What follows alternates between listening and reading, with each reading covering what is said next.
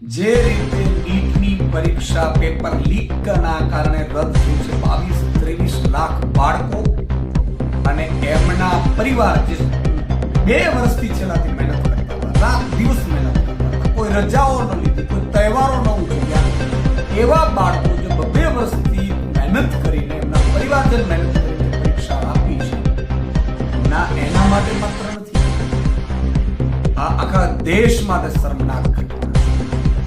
તમે વિચાર કરો, ગુજરાતમાં છેલ્લા કેટલાય વર્ષોથી 21 જેટલા પેપર લીક થયા છે. આ જ સિસ્ટમ કોઈએ કેન્દ્રમાં લાગુ કરી છે.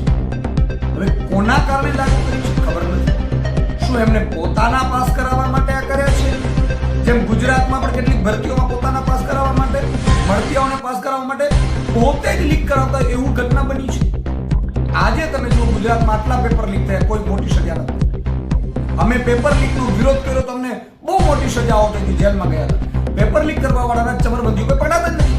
એ સેમ સિસ્ટમ કેન્દ્રમાં લાગુ થવા માંડી છે. આજે નીટની પરીક્ષા રદ થઈ આખા દેશના 140 કરોડ નાગરિકો માટે પણ અને દેશ માટે આપણે આ ખૂબ જ દુઃખદ ઘટના છે કે કહેવાય, અને દેશની જે સિસ્ટમ છે સરકારની એના માટે શરમજનક ઘટના છે. આવી ઘટનાઓ જો બનતી રહેશે તો કઈ રીતે બાળકો વિશ્વાસ કરશે? આજે 2 વર્ષ સુધી રાત દિવસ મહેનત કરીને બાળકો અને એના પરિવાર બધા નીટની પરીક્ષા તૈયાર કરીને નીટની પરીક્ષા આપી.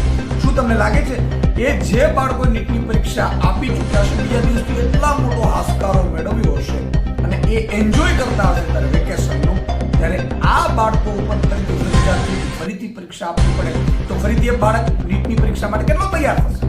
એટલે આખી ભવિષ્ય છે એ ધૂંધળું કરી નાખ્યું છે આ ભાજપ સરકાર.